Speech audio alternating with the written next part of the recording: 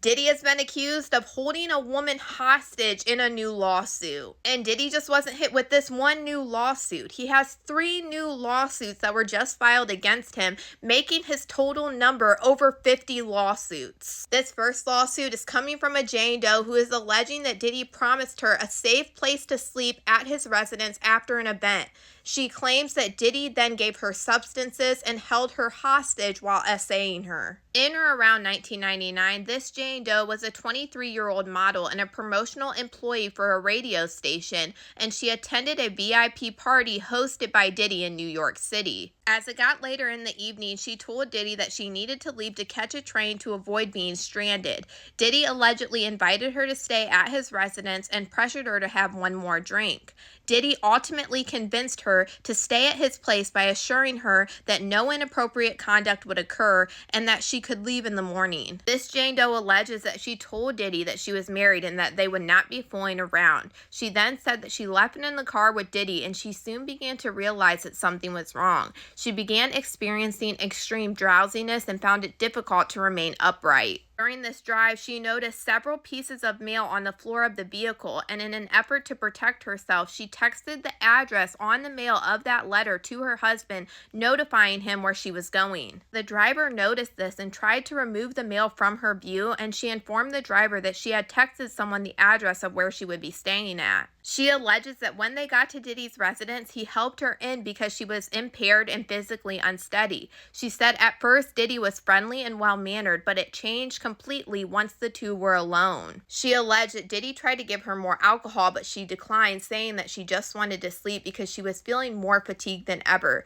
She allowed Diddy to help her into the bed, and she tried to keep her clothes on as a protective measure, but Diddy allegedly insisted that she needed to at least remove her shoes. She claims that once she was in this bed, Diddy became aggressive with unwanted physical advances and tried to take off her clothing and pressuring her to engage in physical activities. She clearly and repetitively kept refusing, reminding Diddy that she was married and she did not wish to engage in any conduct. She claims that Diddy became visibly angry at her refusal and continued his aggressive behavior, trying to remove her clothing. She allegedly told Diddy that she had texted her husband the address of where she was staying, hoping the information would stop him. She said this stopped him temporarily, but he kept groping her and resumed his attempts to initiate physical activities. She alleged that for the next 4 hours, she was essayed by Diddy as she tried to fend off his advances. She said eventually the effects of whatever substance that she had ingested began to wear off,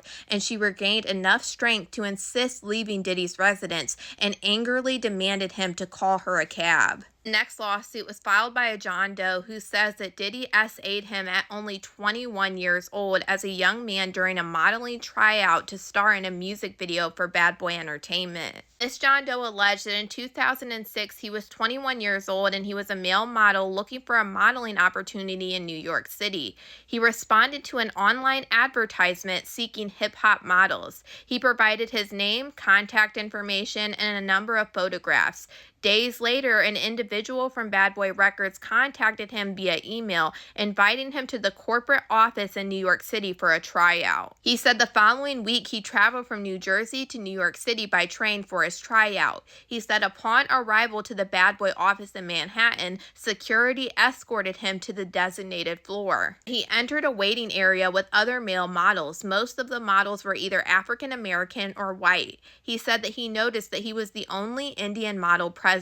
He said that he was instructed to sign his name on a sign-in sheet and sit down and wait to be called to another room one by one. After waiting, he soon heard his name be called and security led him to a separate room where Diddy was just sitting there waiting. 2 security guards were stationed by the door along with another Combs associate.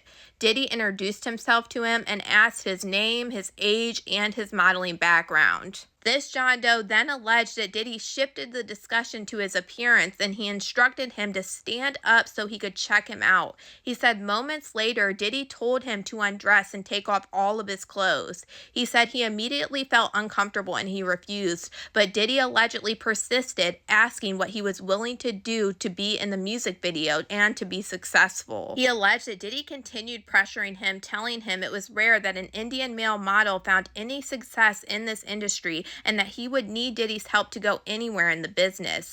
Diddy again then demanded him to take off his clothes, but he refused once again. He then claims that Diddy became angry and aggressive, and he stood up and moved closer to him, standing right in front of his face. He said without warning, Diddy allegedly aggressively grabbed him, firmly groping his buttocks and whispering in his ear saying, "Get me when you change your mind." He said he pulled away from Diddy and left the room immediately. Security walked him out of the building, and he left feeling deeply disturbed by the experience with Diddy. The next lawsuit is coming from a Jane Doe who is alleging that she was violently essayed by Diddy. This Jane Doe is alleging that on or around November 1st, 2016, she traveled from Los Angeles to California to celebrate her 20th birthday. She said that she visited several clubs, including Club Playhouse, and while at Club Playhouse, Diddy allegedly approached her with several of his associates nearby. She felt excited and flattered by the encounter, but her feelings changed quickly due to Diddy's arrogant and entitled behavior. She said that she declined a drink that was offered to her by Diddy, and Diddy responded with hostility, saying,